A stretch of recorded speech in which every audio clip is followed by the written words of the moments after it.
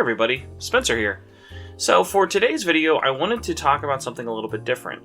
Now, as a lot of you may know, I do a weekly podcast called Shin Megami Tensei Network, and one of my favorite things to talk about is games new and old, but one of the troubles with the series, especially if you are a Western fan and do not speak or understand Japanese very much, is the fact that so many of these games Atlus made, especially back in the early days, have still yet to be officially released and translated. So, obviously, options like emulating and stuff like that are available. I try to not do those very much myself. All of my experience with the series is primarily through all of the officially released games.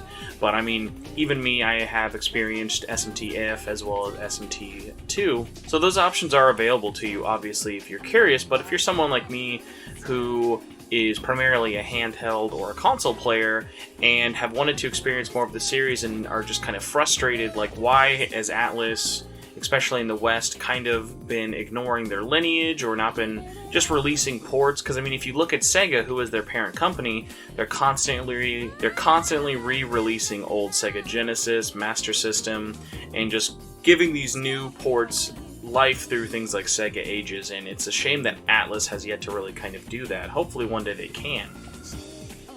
So for today's video, what I wanted to talk about are two very special games to me for very different reasons, and how they tie into the fact that Atlus West is very much kind of nervous or even weary of re-releasing or putting effort and, more importantly, money into classic SMT games. So first up is Shin Megami Tensei Devil Summoner Soul Hackers, specifically the Nintendo 3DS port. So this was released in 2013, back in April, and was a pretty no-frills port of the original. It had, obviously, a official English translation.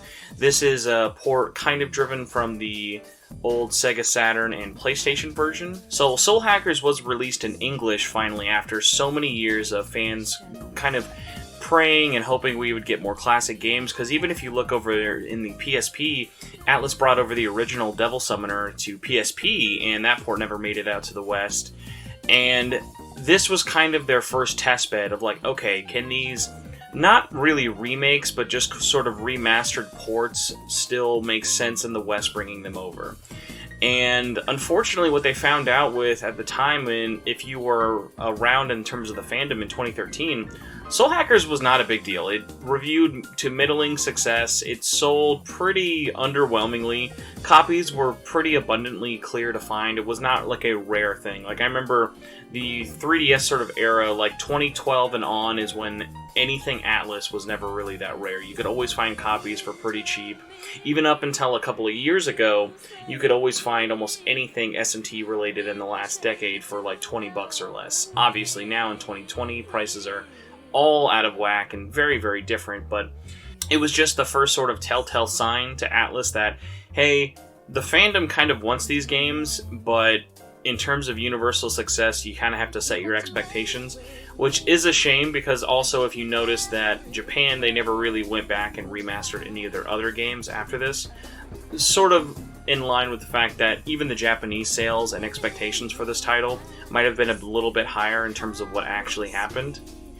But unfortunately, the largest nail in this coffin, especially for Western fans, of getting all of the largest, I would say there's like a holy trinity, or an unholy trinity, if you will, of untranslated SMT games. And that goes Shin Megami Tensei 1, Shin Megami Tensei 2, and Shin Megami Tensei If. Now, obviously, as you guys all know, SMT1 was finally released in English officially back in 2014. The problem with this is a couple of different factors. Number one, this was an iOS port only. So it was released back in 2014 for $7.99 with pretty much little fanfare. Atlus officially announced it back a month before it was released, and when it kind of came out into the App Store, there was very little fanfare. It was a super duper bare bones port. I remember when I picked it up being very underwhelmed that it was literally just the English translation patch of the Game Boy Advance version, which, like, hey, it's cool they're giving us an official way to play this game finally, but the GBA port just being emulated on an iPhone or an iPad or whatever left a lot to be desired. There was, like, even for stuff like an RPG like that, yes, it's slow, but the virtual buttons were very garish playing in landscape mode, and if you wanted to play vertically, you had just this like weird little wrapper for the whole emulator, and it just left so many like kind of quality of life features just sort of hanging in the distance. Now, obviously, I give Atlus USA at the time a lot of slack because, hey, this was the exact port they had to work with. Back in 2012, Atlus in Japan ported SMT 1, 2, and IF to iOS, and this is the exact same kind of wrapper they all had. So that's the best they kind of had to deal with, and I'm sure just getting an English release of that game script alone was just sort of a Herculean effort for them. So one of the biggest problems with it being stuck on iOS was back when iOS 11 got updated, every app on the App Store had to now support 64-bit.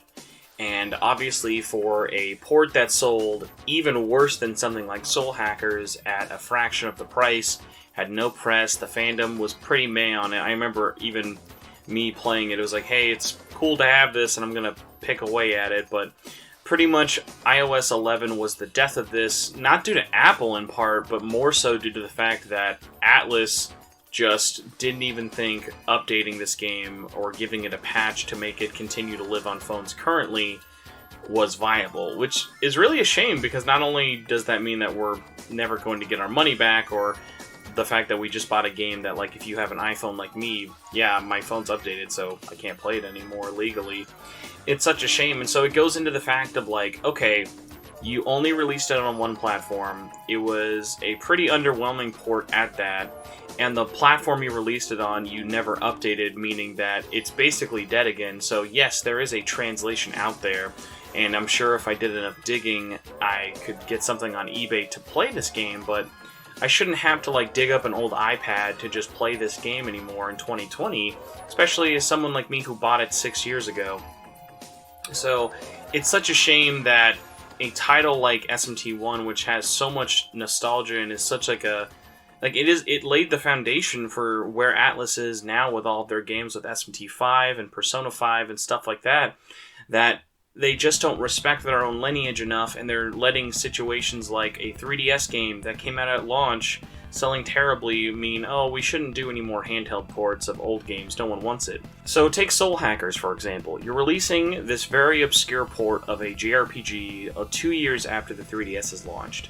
The 3DS is slowly building up steam in terms of how big of a platform it is, but it's never going to reach the heights of, say, something like a DS or even PSP for that example. And the 3DS, while it did go on to sell many, many millions of units, in 2013 it was far from being a powerhouse, and just made those kind of expectations be like, well, what were you kind of thinking was going to happen? It's not like SMT has ever really had its big splash hit in terms of like, oh my god, look at how crazy this is. Or even you could flip it on the other side and say, because this was before the release of SMT4, why not dig into that marketing? Why not say, hey, if you are excited for SMT4, like, they weren't selling Soul Hackers in like a way to get you excited. They didn't make like, oh, this is the summer of Megaten or something. So it's just a kind of a shame that a very good and underplayed and underrated 3DS port, its failings led to console and handheld ports kind of dying, and then our only real savior for porting any of the other series was a iOS port that basically just got updated into obscurity, and it's just such a pain because, like, I love this series and I want people to play it, and these classic games definitely hold up. They have their own merits. Like, they're still great to look at. They have an amazing soundtrack.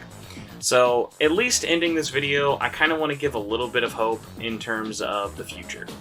Like, if I'm talking to Atlus and Sega, and hopefully somebody out there cares enough to listen to some guy in Kansas rambling about this for God knows how long, but I would say just look at what Sega and Atlus are doing. I would say just look at what Sega and M2 are doing with Sega Ages. Atlus Ages can definitely be a thing. Why not? Like, release something like Shin Megami Tensei 1 with all of the graphical filters or all of the soundtrack variants from all of its various ports. Don't just give us the Super Famicom version brought over to Game Boy, brought over to iOS. Like, give us, like, effort. Like, show us the lineage of these games. There are so many different ports and cool things to look at. Just like looking at the fact that if you want to play something Megaten related new in 2020, your only option is to play the Your only option is to import the Namcot collection and then buy the DLC for Digital Devil's Story, which is just unrealistic. It's like, yeah, that's cool that DDS has a port on the Switch in 2020, but it's still in Japanese only, and there's no real sort of forever way of like keeping it. Like giving us like a physical release or even like a collection for an anniversary, I feel like would not cost that much money and entice so many fans, especially with all of these untranslated games, that there are so many fan projects you could work with. Because I remember one of the biggest things that was so cool about SMT1 coming to iOS is they actually worked with one of the unofficial scripts out there to work on the official Megaten one. So the script actually used in SMT1 for iOS is actually kind of a interesting mixture of the fan translation along with some notes from Atlus West and Japan. So they've shown that they have the ability, or hopefully at one point had the interest in making it happen. So hopefully the dream is not dead. Hopefully one day I can tell people, look, you can play SMT 1, 2, and If all legally right here. Now all I can do is really hope. If you guys enjoyed this video and me just sort of talking about kind of more obscure ports and reasons things have and haven't happened in the industry, let me know in the comments below. Also, I just wanted to give a really, really big shout out to everybody who helped me reach 1,000 subscribers finally. I am super duper excited about that. Just thanks for watching this video. Have a good one, guys. I'll see you later.